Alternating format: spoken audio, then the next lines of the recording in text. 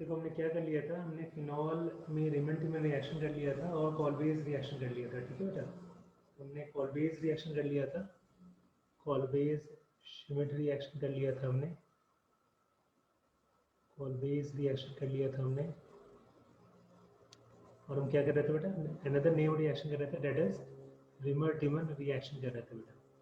तो reamer Tiemann में क्या होता है, आपको याद होगा कि हमने फिनॉल यूटिलाइज किया था, फिनॉल की रिएक्शन NaOH के साथ इन प्रेजेंस ऑफ क्लोरोफॉर्म। तो क्लोरोफॉर्म ये AlCl3 है, हटा दो, इसकी कोई जरूरत नहीं है इतनी। क्लोरोफॉर्म इन प्रेजेंस ऑफ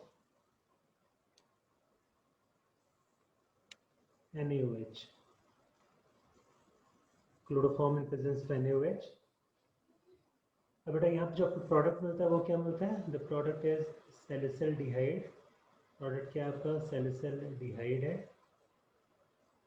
ठीक है, और इसमें जो आपका इलेक्ट्रोफाइल होता है, इलेक्ट्रोफाइल है डाइक्लोरोकार्बीन, इलेक्ट्रोफाइल डाइक्लोरोकार्बीन।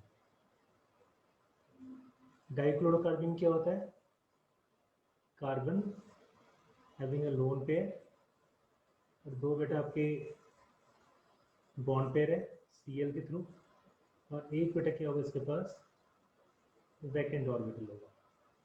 तो ये जो मॉलिक्यूल है दिस इज, सर बोलो। जो ये CH Cl3 के NaOH के साथ रिएक्शन करवाई थी आपने कल, हाँ, CH Cl3 का NaOH के साथ रिएक्शन कराया था, बिल्कुल सही बात है। तो सर उसमें वो नहीं हो सकता, न्यूक्लियोफिलिक सब्स्टिट्यूशन रिएक्शन नहीं हो सकती? Cl नेगेटिव एक अच्छा लिविंग ग्रुप भी है देखो यहाँ पे मैं बता रहा और हूँ। स्ट्रॉन्ग न्यूक्लियोफाइल भी है। हाँ, आपका जेन्युइन पॉइंट है, लेकिन देखो होता क्या है। ठीक है,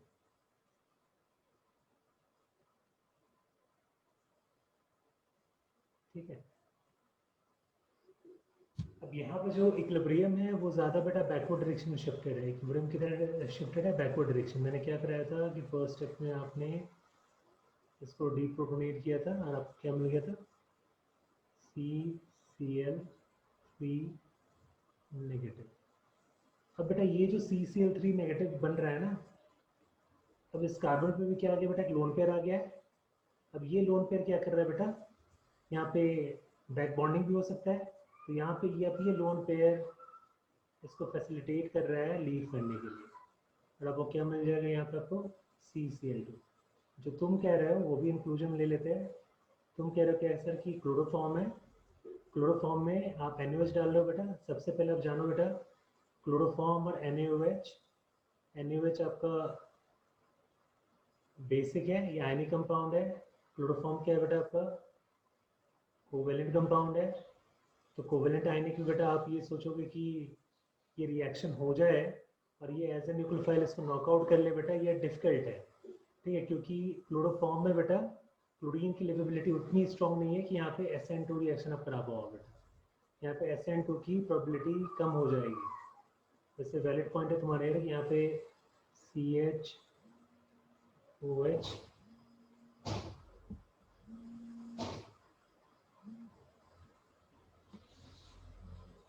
तुम कह रहे हो क्या कि तीनों Cl को रिमूव करके यहाँ पे 3 OH आ जाए।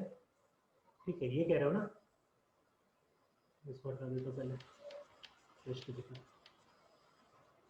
यहाँ पे क्या हो रहा है, क्लोरोफॉर्म की केस में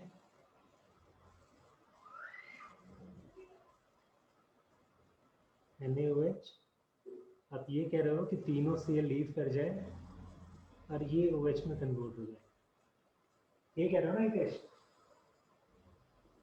यस सर। ये तीनों ग्रुप लीव कर जाए और आपको ये OH में कन्वर्ट हो जाए।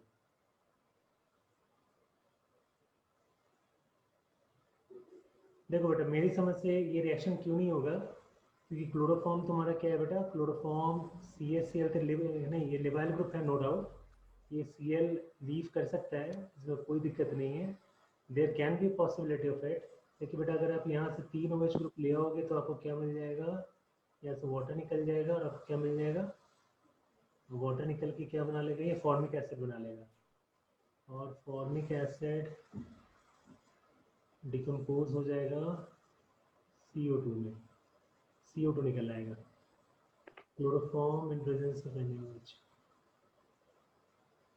चलिए एक और बहुत अच्छा क्वेश्चन है, ठीक है, मुझे देखना पड़ेगा अभी, ठीक है, कि इस रिएक्शन पॉसिबिलिटी क्यों नहीं है। मैं कल बताता हूँ इस क्वेश्चन को, ठीक है, मुझे सोचना पड़ेगा थोड़ा सा। देयर इज अ पॉसिबिलिटी कि Cl लेवाइल ग्रुप है यहाँ पे, वो NaOH आके बेटा इसको नॉकआउट कर सकता है, ठीक है, there is a possibility of it, there is a possibility. चलो मैं इसको कल बताऊंगा बेटा, ठीक है, ये अभी मैं आंसर नहीं दे पाऊंगा, जो मैंने कभी सोचा नहीं इसके बारे में कि ये रिएक्शन की साइडवेज में फिजिबिलिटी है, मैं इसको कल बताता हूँ तुम्हें।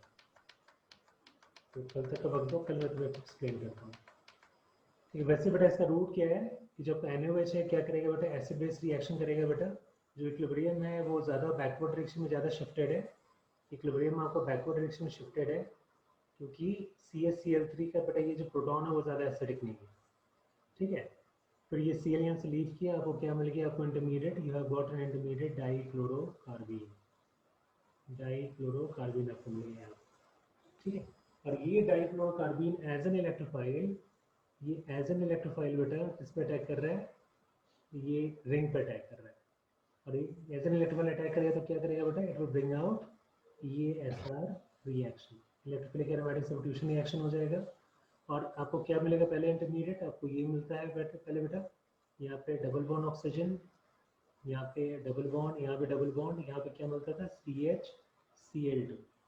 अब ये NaOH के प्रेजेंस में क्या होगा, डबल टाइम्स, क्या हो जाए डबल टाइम SN2 पाथवे होगा बेटा, जो हम पिछली क्लास में किए हुए थे, डबल बॉन्ड ऑक्सीजन, यहाँ पे डबल बॉन्ड, यहाँ पे डबल बॉन्ड, यहाँ पे क्या आ जाएगा CHOH CHOH, जेम डायोल बेटा वाटर निकाल कर क्या बना लेगा, आपको मिल जाएगा salt of salicylaldehyde, O negative and CHO, H plus water डालोगे you will get the final product, H plus water आपको सैलिसिलडिहाइड आपको दे देगा, दैट इज अ प्रोडक्ट, ठीक है। तो ये आपको प्रोडक्ट मिल जाएगा। अब ये CaCl3 NaOH की रिएक्शन क्यों नहीं हो रहा है, मतलब कि SN2 पाथवे क्यों नहीं हो रहा है, ये मैं बेटा कल चेक करके बताऊंगा, अच्छा क्वेश्चन है, कल मैं बताता हूँ, ठीक है। तो ये इसका मैकेनिज्म था बेटा, हमें क्या मिल रहा था, we were getting salicylaldehyde out of this, तो ये इसका मैकेनिज्म के थ्रू सैलिसिलडिहाइड मिलेगा। जो मेन क्रूशियल पॉइंट है कि आपको यहाँ पर CCl2 एज एन इलेक्ट्रोफाइल मिल रहा है, इसको याद रखना है, मैकेनिज्म आपको बिल्कुल समझ के याद रहना चाहिए बेटा, ताकि आपको कोई कंफ्यूजन ना हो। यहाँ पे CCl2 एज एन इंटरमीडिएट आपको मिल रहा है, एज एन इलेक्ट्रोफाइल हो गई है। अब ये CCl2 क्या बेटा, कौन सा इंटरमीडिएट है, ये कार्बीन इंटरमीडिएट है, दिस इज कार्बीन। कार्बीन क्यों है, क्योंकि इसके पास 6 इलेक्ट्रॉन है, और जब बेटा कार्बन के पास 6 इलेक्ट्रॉन होता है और एक वैकेंट पीजर ऑर्बिटल होता है, तो इस तरह के स्पीशीज को बेटा कार्बीन कहते हो। तो यहाँ पे क्या बेटा, कार्बीन एज एन इंटरमीडिएट, इस केस में आपका carbene as an intermediate has got form, carbene as an intermediate, जो कि यहाँ पर एज एन इलेक्ट्रोफाइल एक्ट करेगा बेटा, ठीक है। तो ये हो गया आपका रिमन रिएक्शन, नेक्स्ट स्लाइड में आओगे, जो यहीं पे इसका मैकेनिज्म बता रहा है। फर्स्ट स्टेप क्या हो गया बेटा, क्लोरोफॉर्म CH बॉन्ड एसिडिक क्यों हो रहा है, पिछली क्लास में समझाया था आपको, क्योंकि क्या हो रहा है बेटा, यहाँ पे जो क्लोरीन है वो इलेक्ट्रॉन विड्रॉइंग ग्रुप है, और वो क्या कर रहा है बेटा, इस CH बॉन्ड को पोलराइज कर रहा है, because of the minus I effect of chlorine atom, ये बॉन्ड ज़्यादा पोलराइज हो गया है, बिकॉज ऑफ दैट यहाँ पे डेल्टा प्लस का ज़्यादा कंसिडरेबल आ जाएगा, यहाँ पे डेल्टा नेगेटिव आएगा, जो आपका OH नेगेटिव आयोन होगा बेटा वो यहाँ से प्रोटॉन ले जाएगा, ठीक है। और क्योंकि ये इक्विलिब्रियम पे एसिड बेस रिएक्शन हो रहा है, आपको मिलेगा पहले CCl3 नेगेटिव, वो बेटा क्या करेगा, Cl नेगेटिव को लिबरेट आउट करेगा, you will get CCl2 which is carbene हो गई है, डाइक्लोरोकार्बीन। वो dichlorocarbene as an electrophile ring पे अटैक करेगा, it will bring out electrophilic substitution reaction, आपको फाइनली प्रोडक्ट मिल जाएगा। ये इस पूरे मैकेनिज्म का सीक्वेंस है जो हमने कल देख लिया था बेटा। तो ये आप इस मैकेनिज्म को प्रैक्टिस करोगे, ये मैकेनिज्म बहुत इंपॉर्टेंट है, ये नेम्ड रिएक्शन है तो मैकेनिज्म आपको पता होना चाहिए। अब इससे कुछ रिएक्शंस की बात करते हैं, ठीक है। अब यहाँ पे एक जनरल रिएक्शन लिया गया है, फिनॉल और उसके डेरिवेटिव की रिएक्शन बेटा किसके साथ, डाइक्लोरोकार्बन के प्रिकर्सर के साथ। प्रिकर्सर नॉर्मली आपको क्या दी जाएगी, CHCl3 in presence of in presence of NaOH. ये precursor CH-Cl3 in presence of NaOH. यहाँ पर क्या मिल जाएगा, डाइक्लोरोकार्बन मिल जाएगा as an intermediate, as an electrophile. वो बेटा रिंग पर अटैक करके फिर bring out electrophilic substitution reaction. आपको प्रोडक्ट जो मिलेगा मेनली क्या मिलता है बेटा, ऑर्थो सब्स्टिट्यूटेड प्रोडक्ट मिलता है. क्यों मिलता है मैंने आपको बता दिया था, because ortho substituted product is showing the property of chelation. Ring बना रहा है बेटा, ऐसे के लिए बेटा ऑर्थो ही आपका प्रिडोमिनेंट होता है. जब तक ऑर्थो ब्लॉक नहीं करोगे पैरा वाला नहीं मिलेगा. जब ऑर्थो ब्लॉक कर दोगे बेटा then you will get a para product. अब ये रिएक्शन देखोगे, सेकंड जो रिएक्शन है पायरोल की रिएक्शन बेटा, ऐसा नहीं कि सिर्फ फिनॉल के साथ ही रिएक्शन करा पाते हैं. आप पायरोल में भी फॉर्माइलेशन रिएक्शन करा सकते हो. फॉर्माइल ग्रुप को इंट्रोड्यूस कर रहे हो तो यहाँ पे पायरोल में क्या कर रहे हैं बेटा, again you carry out the reaction in the same medium CH-Cl3 in presence of NaOH. आपका वही इंटरमीडिएट भी मिलेगा CCl2 एज एन इलेक्ट्रोफाइल. अब बेटा देखो ये तो प्रोडक्ट एक्सपेक्टेड है और ये अनएक्सपेक्टेड प्रोडक्ट है. अनएक्सपेक्टेड प्रोडक्ट, ये इंपॉर्टेंट रिएक्शन है. देखोगे इसका मैकेनिज्म बताऊंगा अभी. ये पायरोल है. पायरोल के केस में बेटा हमें दो प्रोडक्ट मिल रहा है. एक तो ऑर्थोफॉर्माइल पायरोल जो कि एक्सपेक्टेड है बेटा, ये एक्सपेक्टेड है. और दूसरा वाला अनएक्सपेक्टेड है जिसमें आपको प्रीडीन डेरिवेटिव मिल रहा है. आपको यहाँ पे क्या मिल रहा है बेटा, you are getting pyridine derivatives, pyridine product मिल रहा है. पायरोल बेटा प्रीडीन में कन्वर्ट हो गया. That is very very interesting when you are carrying out the reaction with chloroform in presence of NaOH. तो जब बेटा पायरोल की reaction chloroform in presence of NaOH के साथ करा रहे हो तो आपको बेटा ये अनएक्सपेक्टेड प्रोडक्ट मिल रहा है. ये अनएक्सपेक्टेड प्रोडक्ट है, इसकी मैकेनिज्म देखिए. ठीक है, अब ये बताता हूँ कैसे मिलता है आपको.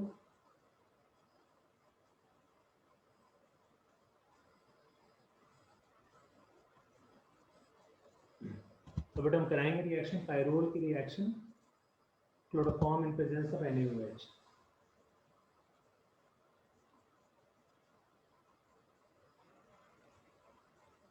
ये आपका पायरोल है.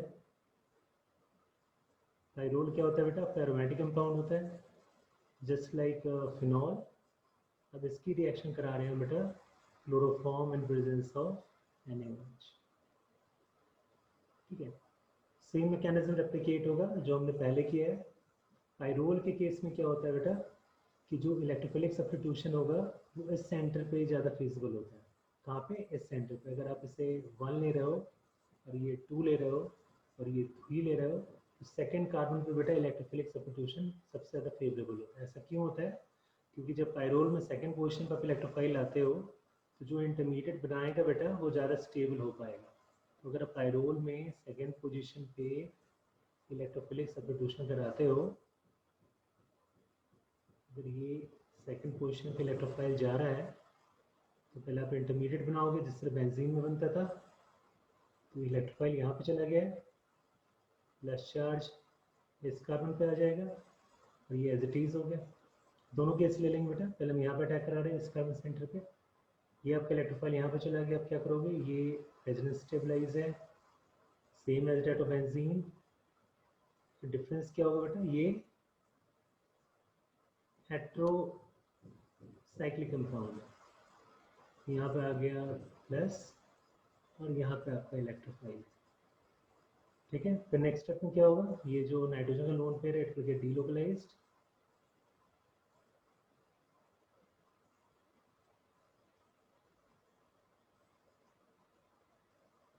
एन पे आ गया +1 चार्ज.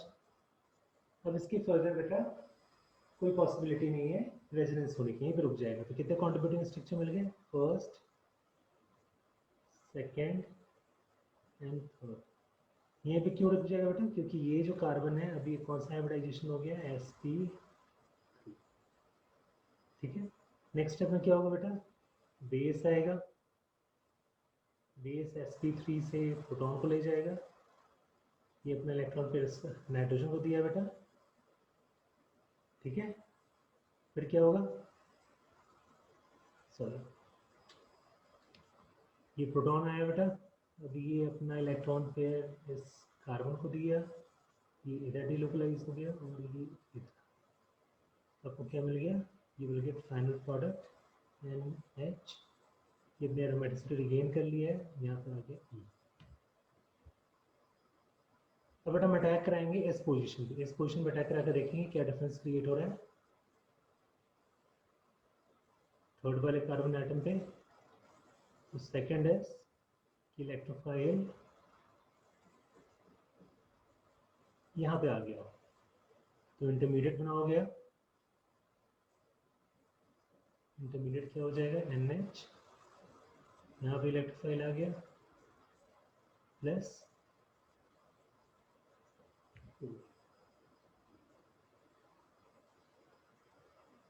ठीक है। नेक्स्ट स्टेप में क्या होगा, ये अपना इस कार्बन को देगा,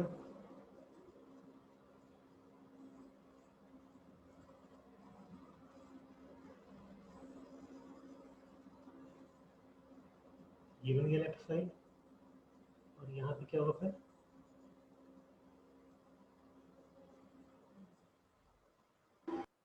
ठीक है। अब इसके फर्दर क्या करोगे, अब इसके फर्दर बेटा डीलोकलाइजेशन की पॉसिबिलिटी नहीं है, इसके फर्दर डीलोकलाइजेशन की पॉसिबिलिटी नहीं है, क्योंकि यहाँ पे आ गया प्लस चार्ज। अब बेटा आप इसको इलेक्ट्रॉन पेयर दोगे तो ये नाइट्रोजन पेंटावेलेंट हो जाएगा। अब नहीं बेटा कोई फर्दर डीलोकलाइजेशन की पॉसिबिलिटी नहीं है, दिख रहा है सभी को, because there is no further possibility of delocalization through resonance. तो क्या हो रहा है बेटा कि आप देख रहे हो क्या कि जब ये सेकेंड कार्बन पे इलेक्ट्रोफाइल जा रहा है तो जो इंटरमीडिएट बन रहा है बेटा वो ज़्यादा कॉन्जुगेटेड है एज कम्पेयर टू जब ये इलेक्ट्रोफाइल थर्ड कार्बन पे जा रहा है।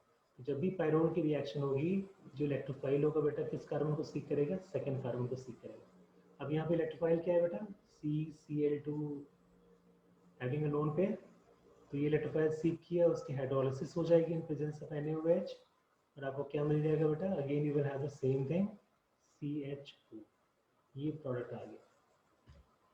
लेकिन बात उठती है कि ये प्रोडक्ट कैसे मिल रहा है, you are getting this particular product, जो हमें एक्सप्लेन करना है that how we can obtain this particular product, ये कैसे मिलेगा, जिसको मैं सेकंड स्लाइड में एक्सप्लेन करता हूँ ये आपको कैसे मिलता है। तो पहले तो ये फर्स्ट का समझ लो कि जब भी आप पायरोल में इलेक्ट्रोफिलिक एरोमेटिक सब्स्टिट्यूशन रिएक्शन कराओगे तो सेकंड पे अटैक इज मोर फेवरेबल, इस कार्बन पे अटैक होना ज़्यादा फेवरेबल है at the second carbon atom. तो ये अटैक बेटा ज़्यादा फेवरेबल है as compare to the third carbon atom, ये नोट कर लोगे। नेक्स्ट स्लाइड में आएंगे बेटा,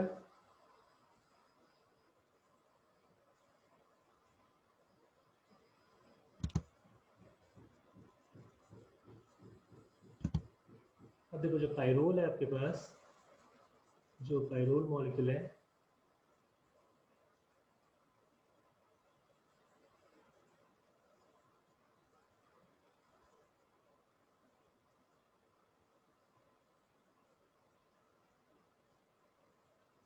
ठीक,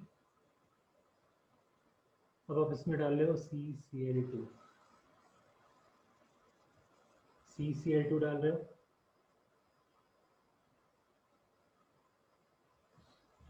क्या होगा यहाँ पे, तो अब CCl2 के पास एक वैकेंट ऑर्बिटल भी है, बताया था बेटा, ये बॉन्ड क्लीव हुआ, ये अपने दोनों इलेक्ट्रॉन इस वैकेंट ऑर्बिटल को दिया, एट द सेम टाइम ये अपना इलेक्ट्रॉन पेयर इसके कार्बोकैटायन को फर्निश कर दी, दोनों बेटा कंसर्टेड मैनर में हो रहा है, और आपको प्रोडक्ट क्या मिलेगा, इंटरमीडिएट क्या मिलेगा, NH C, यहाँ पर सिंगल, यहाँ पर सिंगल Cl Cl।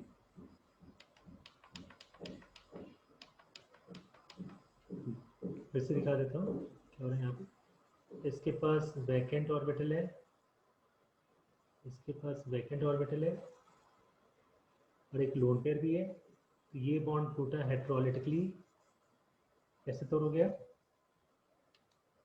ये बॉन्ड इधर की तरफ टूटा हेट्रोलिटिकली, इस पर आ गया प्लस चार्ज, तो प्लस को ये दोनों इलेक्ट्रॉन कार्बन ने दे दिया, या नेगेटिव वाला दोनों इलेक्ट्रॉन एस के वैकेंट ऑर्बिटल में डाल दिया, तो जिससे बेटा साइक्लिक ब्रोमीनियम आयन बनाते थे ना, सेम यहाँ पे स्ट्रक्चर बनाना है, क्या बना लेंगे अपन, साइक्लिक स्ट्रक्चर बन जाएगा यहाँ पे NH, यहाँ पे कार्बन कार्बन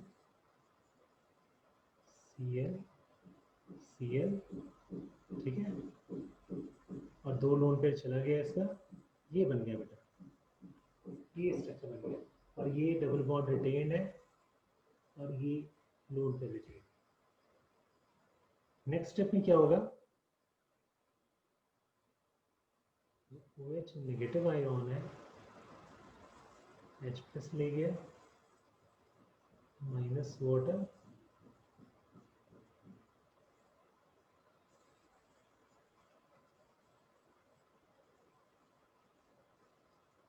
आगे अब नेगेटिव,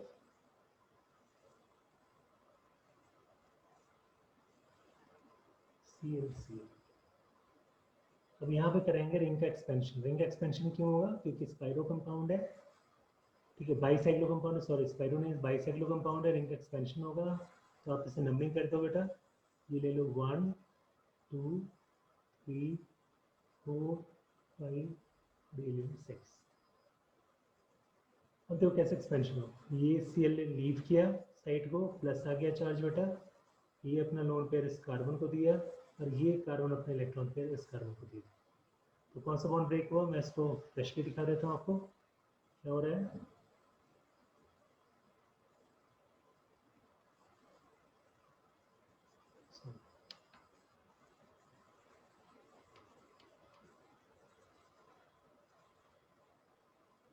नाइट्रोजन है,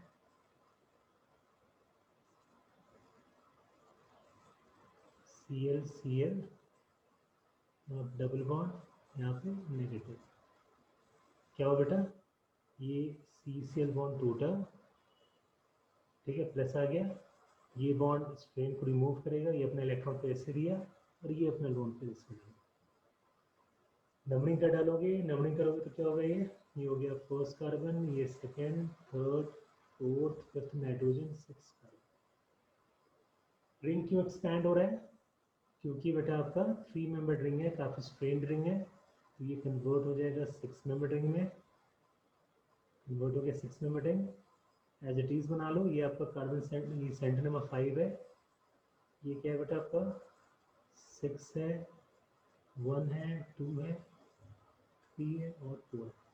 3 4 के बीच में डबल बॉन्ड इंटैक्ट है, देख रहे होगे।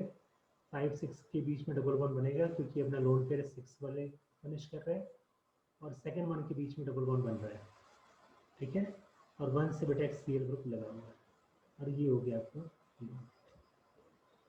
That is the mechanism of the reaction. आपको क्या मिल गया बेटा, 3 क्लोरोप्रेडिन मिल गया।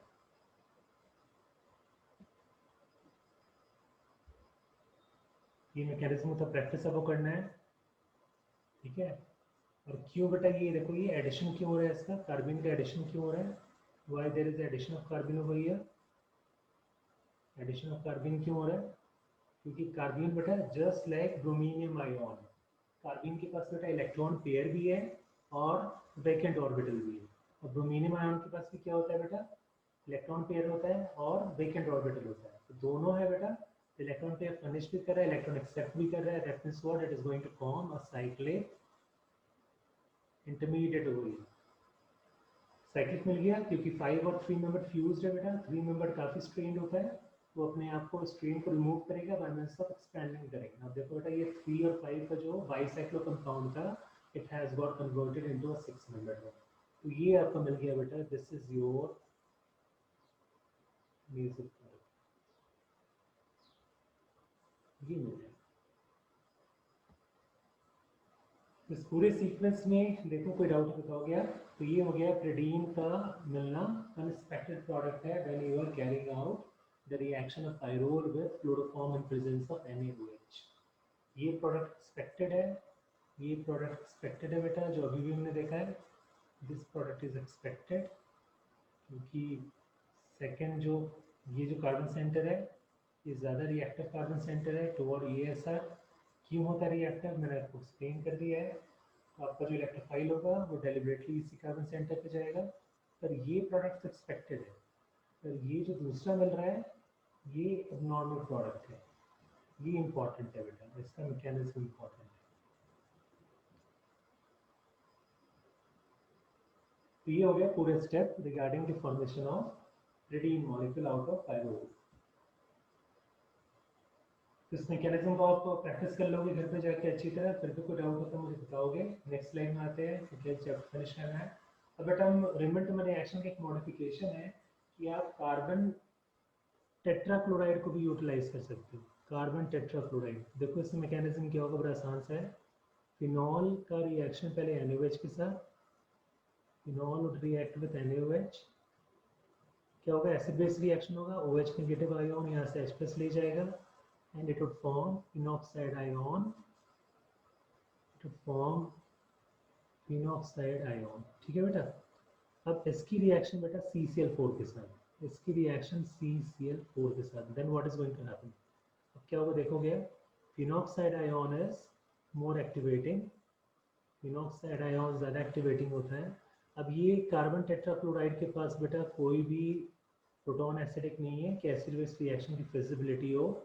ये क्या होगा, ये दिया अपने इलेक्ट्रॉन पे, ये एज ए न्यूक्लियोफाइल इस कार्बन पे अटैक किया बेटा, और ये Cl निकल गया, ये Cl निकल गया, क्योंकि carbon is a good nucleophile, तो ऑक्सीजन बेटा अटैक नहीं करेगा, कार्बन अटैक करेगा और ये Cl निकल जाएगा। अब आपको क्या मिल जाएगा बेटा, you will gate C double bond oxygen, C क्या मिलेगा, C डबल बॉन्ड ऑक्सीजन, और यहाँ पे आ जाएगा बेटा CCl3। जिस तरह बेटा क्लोरोफॉर्म में CCl2 मिलता था, CsCl2 मिलता था, यहाँ पे क्या मिल गया, CCl3। अब इसकी रिएक्शन NaOH के साथ बेटा, जो तीनों Cl है इट विल लीव क्योंकि लेवाइल ग्रुप है, और यहाँ पे क्या आ जाएगा बेटा, OH आ जाएगा, यहाँ पे OH आ जाएगा, और आपको क्या मिल जाएगा, एक ही कार्बन पे 3 OH। It is very very unstable. आपको क्या करना है बेटा, वाटर हटाना है, वाटर हटा दोगे, minus water, and you will get a product. Product क्या मिलेगा, O negative C double bond O negative, ये मिल जाएगा। क्योंकि रिएक्शन बेसिक मीडियम में बेटा, आपको क्या करना पड़ेगा, you need to acidify it, H+ water डालोगे, then you will get salicylic acid OH C double bond OH। ये पूरा रिएक्शन हो गया। तो आपको यहाँ पे क्या मिल जाएगा, सेम मैकेनिज्म रेप्लिकेट करना, द ओनली डिफरेंस है एसिड बेस रिएक्शन नहीं होगा बेटा, यहाँ पे न्यूक्लियोफिलिक सब्स्टिट्यूशन रिएक्शन हो जाएगा। CCl फॉर्म में एक Cl निकल जाएगा, CCl3 अटैच हो गया, उसकी हाइड्रोलिसिस, एक ही कार्बन से 3 OH, वेरी अनस्टेबल, वाटर निकाल दो, COOH मिलेगा, क्योंकि बेसिक मीडियम में बेटा एसिड भी डीप्रोटोनेट हो जाएगा, OH भी डीप्रोटोनेट हो जाएगा, आपको सॉल्ट ऑफ सैलिसिलिक एसिड मिल जाएगा, H+ वाटर डालोगे, then you will get salicylic acid out. H+ water डालना पड़ेगा, तभी बेटा आपको इवेंचुअली क्या मिलेगा, you will get salicylic acid, otherwise you will get salt of salicylic acid.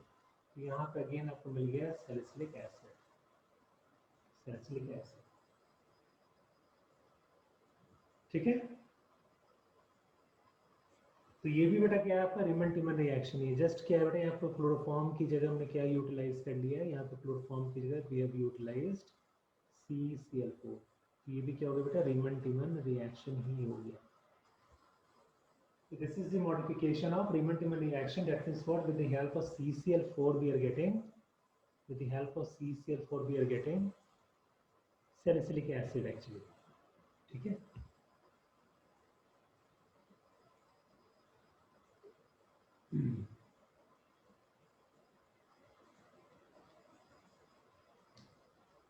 अब देखो ये हितेश जो तुम क्वेश्चन कर रहे थे उसका आंसर ये है, मैं आपको बता दूं, मुझे समझ में आ गया। CaCl3 प्लस अगर आप कह रहे हो NaOH, यहाँ पे SN2 रिएक्शन इसलिए नहीं हो रहा है क्योंकि रिएक्शन आपका थर्मोडायनेमिकली कंट्रोल्ड है, क्योंकि आप प्रोडक्ट की स्टेबिलिटी की बात कर रहे हो। यहाँ पे जो आपको रिएक्शन जो ड्रिवन होगा बेटा, इक्विलिब्रियम पे कौन सा रिएक्शन ड्रिवन होता है, इक्विलिब्रियम पे बेटा आपका एसिड बेस रिएक्शन ड्रिवन होता है, इसलिए आपको क्या मिल रहा है, यू आर गेटिंग CCl2, ठीक है। यहाँ पे ये नहीं होगा बेटा कि OH नेगेटिव आयन आके यहाँ पे Cl को नॉकआउट करेगा, that is not at all favourable. क्योंकि रिएक्शन आपका बेटा थर्मोडायनेमिकली कंट्रोल हो रहा है, थर्मोडायनेमिकली कंट्रोल हो रहा है। और जब रिएक्शन थर्मोडायनेमिकली कंट्रोल होगा बेटा तो आपको प्रोडक्ट की स्टेबिलिटी के ऊपर फोकस करना है। और थर्मोडायनेमिकली कंट्रोल कैसे हो गया? क्योंकि आप ऑर्थो प्रोडक्ट इसलिए प्रिडोमिनेंट हो रहा है क्योंकि यहाँ पे एक तो किलेशन भी होता है बेटा, एट द सेम टाइम यहाँ पे possibility of intramolecular hydrogen bonding है। तो प्रोडक्ट की स्टेबिलिटी पर फोकस कर रहे हो बेटा, इसीलिए जो रिएक्शन है it is driven through thermodynamic rule, ठीक है, it is not driven through kinetic rule, ठीक है बेटा। तो दैट इज एक्सप्लेनेशन। तो मुझे लगता है यही इसका एक्सप्लेनेशन है। इसी के लिए बेटा आपका एसिड बेस रिएक्शन हो रहा है, CHCl3 NaOH से रिएक्ट करके डाइक्लोरोकार्बीन बना रहा है, and then afterward we are carrying out electrophilic aromatic substitution reaction at the carbon centre. कोई प्रेफरेंशियली बेटा आप ऑर्थो पे कैरी आउट कर रहे हो क्योंकि प्रोडक्ट की स्टेबिलिटी आपके लिए ज़्यादा इंपॉर्टेंट है, क्योंकि किलेशन की प्रॉपर्टी हो रही है, at the same time intramolecular hydrogen bonding की भी पॉसिबिलिटी है।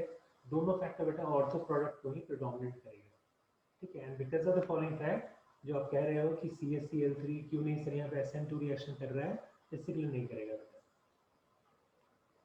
तो ये हो गया बेटा आपका रीमन-टिमन रिएक्शन का modification, that we could also carry out the reaction with CCl4 in spite of CHCl3। या मतलब ध्यान रखना बेटा, CCl4 में आपको सैलिसिलिक एसिड मिलेगा और क्लोरोफॉर्म में बेटा आपको सैलिसिलिक डिहाइड मिलेगा।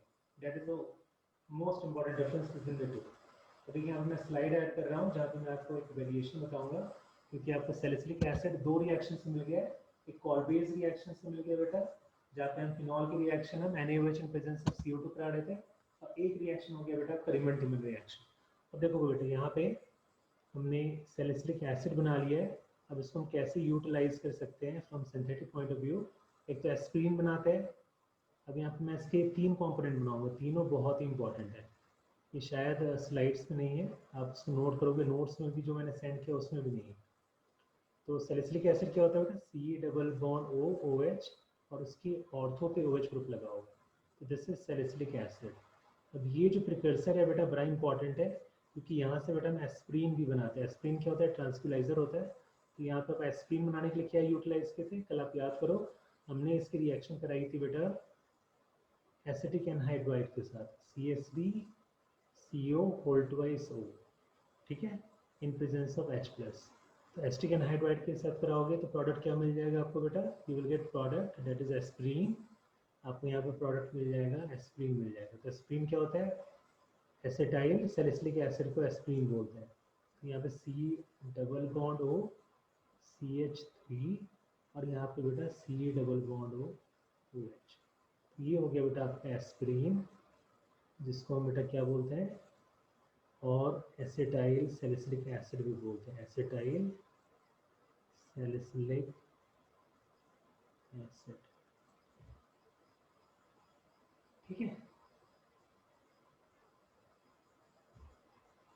तो ये हो गया आपका एस्प्रीन। बेटा अब एक और मॉलिक्यूल बनाते हैं यहाँ पे। अब इस मॉलिक्यूल को ट्रीट करोगे आप मेथेनॉल के साथ, मेथेनॉल के साथ in presence of H plus. अब बताओगे व्हाट इज द प्रोडक्ट? और इस मॉलिक्यूल को ट्रीट करोगे आप फिनॉल के साथ, इस मॉलिक्यूल को ट्रीट करना फिनॉल के साथ in presence of H plus, then what is the product?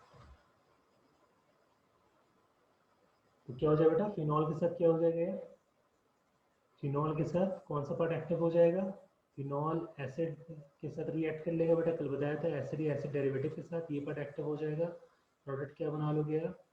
Product इस केस में बनेगा OH C double bond O यहाँ पे लगाओगे नाइट्रोजन।